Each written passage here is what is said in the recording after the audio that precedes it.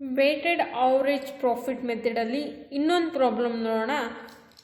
ಇಲ್ಲುಸ್ಟ್ರೇಷನ್ಸ್ 11 in NCERT book. Illustration 11 in NCERT book. They are given one problem. Before you want to calculate weighted average profit, then you want to convert goodwill. weighted average profit na ಕಂಡುಹಿಡ್ಕೊಂಡು goodwill ಯಾವ ಥರ calculate ಮಾಡೋದು ಅಂತ ನೋಡೋಣ. Calculate goodwill of a firm on the basis of 3 years purchase of weighted average profit. ನಮಗೆ goodwill calculate ಮಾಡೋಕ್ಕೆ ಏನು ಬೇಕು? Number of year purchase ಬೇಕು. ನಮಗೆ ಇಲ್ಲಿ 3 years of number of purchase ಕೊಟ್ಟಿದ್ದಾರೆ. Weighted average profit last 4 years to profit ಕೊಟ್ಟಿದ್ದಾರೆ. The profit of last 4 years was 2003 20,200, 2004 24,800, 2005 20,000, 2006 30,000. The weights assigned each year 2003 1, 2004 2, 2005 3, 2006 4. They are given weights also. You are supplied the following information on September 1st 2005. A major plant repair was undertaken of rupees 6,000 which was charged to revenue ಕೊಟ್ಟಿದ್ದಾರೆ. Charge ಆಗಿದೆ 6,000. Expenditure 2005 ಅಲ್ಲಿ. The said sum of to be capitalized goodwill calculation subject to adjustment of depreciation. In this problem they are given depreciation on 10% per annum on reducing balance method. First ಇಯರಲ್ಲಿ ನೀವೆಲ್ಲ ತಿಳ್ಕೊಂಡಿದ್ರಲ್ಲ, straight line method and reducing balance method. Straight line method ಅಂದರೆ same ನಮಗೆ 1 year first ಇಯರಲ್ಲಿ ಏನು depreciation ಸಿಕ್ತೋ second ಇಯರಲ್ಲೂ same depreciation ಸಿಗುತ್ತೆ, ಅದು ಅಮೌಂಟ್ ಆಫ್ ಸೇಮ್ ಇದ್ದಾಗ. ನೆಕ್ಸ್ಟು ನಮಗೆ ರೆಡ್ಯೂಸಿಂಗ್ ಬ್ಯಾಲೆನ್ಸ್ ಮೆಥಡ್ ಅಂದರೆ ಫಸ್ಟ್ ಇಯರ್ ಡಿಪ್ರಿಸಿಯೇಷನ್ನ ಮೈನಸ್ ಮಾಡಿ ಕಾಸ್ಟ್ ಆಫ್ ಮೆಷಿನರಿ ಆರ್ ಪ್ಲಾಂಟಲ್ಲಿ ಸೆಕೆಂಡ್ ಇಯರ್ ಡಿಪ್ರಿಸಿಯೇಷನ್ನ ಕ್ಯಾಲ್ಕುಲೇಟ್ ಮಾಡ್ತೀವಿ. ಅದನ್ನು ನಾವು ರೆಡ್ಯೂಸಿಂಗ್ ಬ್ಯಾಲೆನ್ಸ್ ಮೆಥಡ್ ಅಂತ ಕರಿತೀವಿ. In this problem they are given reducing balance method. Second point, the closing stock for 2004 over valued by 2,400. 2004 ಅಲ್ಲಿ ಕ್ಲೋಸಿಂಗ್ ಬ್ಯಾಲೆನ್ಸ್ ಆಗಿದೆ. Next, to cover management cost on annual charges of rupees 4,800 should be made for purpose of goodwill valuation. ನಾವು ಇದನ್ನ management cost ಅಂತ consider ಮಾಡ್ತೀವಿ. Management cost 4,800 for every year.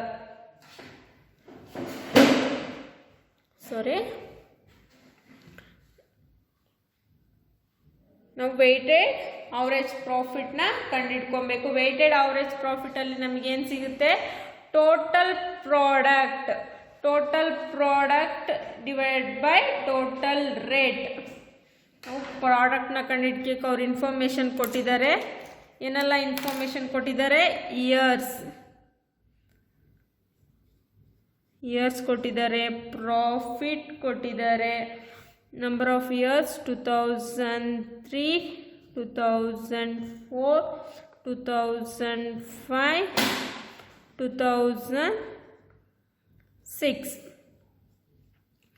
Profit 2003ನಲ್ಲಿ 20,200, 4ರಲ್ಲಿ 24,800, 2005 20,000, 2006 30,000. ನಮಗೆ less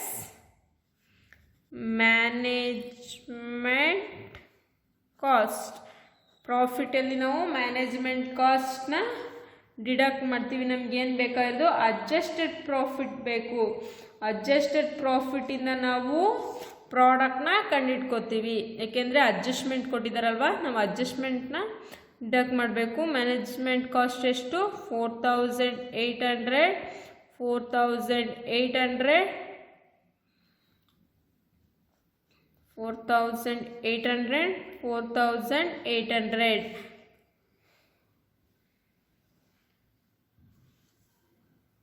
ಎಷ್ಟು ಬರುತ್ತೆ? 20,200 minus 4,800, 15,400. 24,800 minus 4,800, 20,000. 20,000 minus 4,800, 15,200. 30 minus 4,800, 25,200. ಅಡ್ಜಸ್ಟ್ಮೆಂಟಲ್ಲಿ ನಮಗೆ revenue ಕೊಟ್ಟಿದ್ದಾರೆ. Capital expenditure charge to be revenue. ನಾವು ರೆವಿನ್ಯೂನ ಆ್ಯಡ್ ಮಾಡ್ತೀವಿ, ಇನ್ಕಮ್ನ ಆ್ಯಡ್ ಮಾಡಬೇಕಲ್ವಾ. ಕ್ಯಾಪಿಟಲ್ ಎಕ್ಸ್ಪೆಂಡಿಚರ್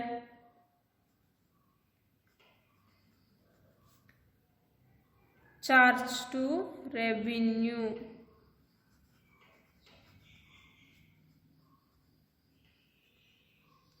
ರೆವಿನ್ಯೂ ಎಷ್ಟು? ಯಾವಾಗ? 2005ಅಲ್ಲಿ ರೆವಿನ್ಯೂ 6,000.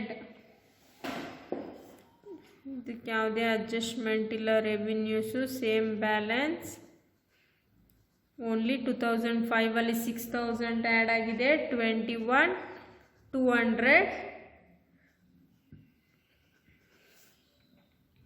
ನೆಕ್ಸ್ಟ್ ಡಿಪ್ರಿಸಿಯೇಷನ್ನ ಕ್ಯಾಲ್ಕುಲೇಟ್ ಮಾಡಬೇಕು. ಡಿಪ್ರಿಸಿಯೇಷನ್ ನಾವು ಲೆಸ್ ಮಾಡ್ತೀವಿ. ಡಿಪ್ರಿಸಿಯೇಷನ್ನು ನಾವು ರೆವಿನ್ಯೂ ಯಾವಾಗ ಕ್ಯಾಲ್ಕುಲೇಟ್ ಆಗಿದೆ ಅವಾಗಿಂದ ನಾವು ಡಿಪ್ರಿಸಿಯೇಷನ್ನ ಕೊಡ್ತೀವಿ. 10%. 6,000 on 10 ಡಿವೈಡ್ ಬೈ 100 ಇಂಟು ನೋಡಿ ಯಾವಾಗ ನಾವು ಡಿಪ್ರಿಸಿಯೇಷನ್ ಕೊಡ್ತಿರೋದು. Revenue September 1. ಇಯರ್ ಎಂಡ್ ಆಗಿರೋದು 31st December every year. 31st December ಅಂದರೆ ನಮಗೆ ಎಷ್ಟು ಮಂತ್ಸ್ ಬರುತ್ತೆ? September, October, November, December, 4 months. 4 divided by 12, 200. 200 2005ಅಲ್ಲಿ ಸಿಕ್ತು. ಅದೇ ಥರ 2006ಅಲ್ಲಿ ನಮಗೆ ಡಿಪ್ರಿಸಿಯೇಷನ್ನು ಡಿಮಿನಿಷಿಂಗ್ ಬ್ಯಾಲೆನ್ಸ್ ಅಲ್ವಾ. Adjustment depreciation reducing balance method. 6,000 minus previous year depreciation 2,000, 5,800 into 10%, 580.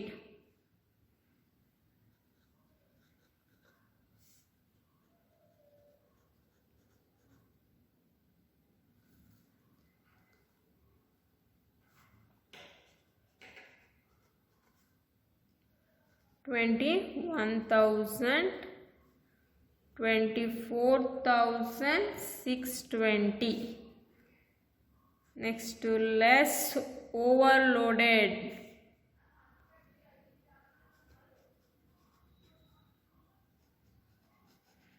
Over value closing. 2004 ಅಲ್ಲಿ ಕ್ಲೋಸಿಂಗು 2,400. ಅದೇ ಥರ add over value opening. Closing balance next year opening balance ಅಲ್ವಾ, same as it is.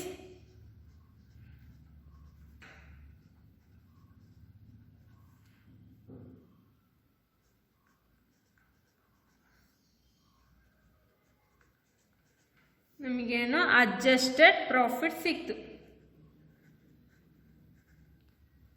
Adjusted profit ಎಷ್ಟೆಷ್ಟು adjusted profit 15,400, 17,600, 23,400, 24,620. ನಾವು ಇವಾಗ weighted average ಪ್ರಾಫಿಟ್ನ ಕಂಡುಹಿಡ್ಕೊಬೇಕು. Weighted average ಪ್ರಾಫಿಟ್ನ ನಾವು ಕಂಡುಹಿಡ್ಕೊಳಕ್ಕೆ ಫಾರ್ಮೇಟ್ ಇದೆ. Year profit weighted product. Year ಯಾವ್ಯಾವ ಇಯರು? 2003, 2004, 2005, 2006. ಪ್ರಾಫಿಟ್ಟು 15,400, 17,600, 23,400, 24,620. ವೇಟೆಡ್ ಏನು? 1, 2, 3, 4. ಪ್ರಾಬ್ಲಮಲ್ಲಿ ಅವರೇ ಕೊಟ್ಟಿದ್ದಾರೆ, ಅದೇ ಥರ ನಾವು ಪ್ರಾಬ್ಲಮ್ನ ಸಾಲ್ವ್ ಮಾಡ್ಕೊಬೇಕು. 15,400 into 1 same as it is 15,400. 17,600 into 2 35,200. 23,000 into 3 70,200. 24,620 into 4 98,480. Add ಮಾಡಿ 15,400 plus 35,200 plus 70,200 plus 98,480. Total product 2,19,280. Total weighted 10. Formula ಏನು? Average profit is equal to total product divided by total rate. Total product 2,19,280 divided by 10. Average profit is equal to 21,928.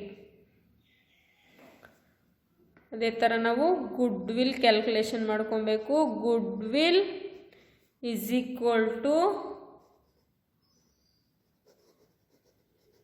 Weighted average profit into number of year purchase. Number of year purchase. weighted average profit to 21,928 into number of year purchase 3.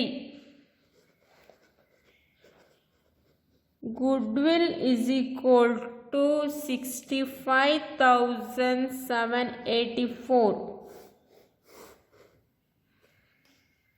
ನಮಗೇನಾದರೂ profit ಕೊಟ್ಟು ಪ್ರಾಫಿಟ್ಗೆ adjustment ಕೊಟ್ಟು ಅದಕ್ಕೆ ನಮಗೆ weighted average ಪ್ರಾಫಿಟ್ನ ಯಾವ ಥರ calculate ಮಾಡೋದು, weighted average profit ಬಂದಮೇಲೆ ನಾವು ಗುಡ್ವಿಲ್ನ ಯಾವ ಥರ ಕ್ಯಾಲ್ಕುಲೇಟ್ ಮಾಡೋದಂತ ನೋಡಿದ್ವು.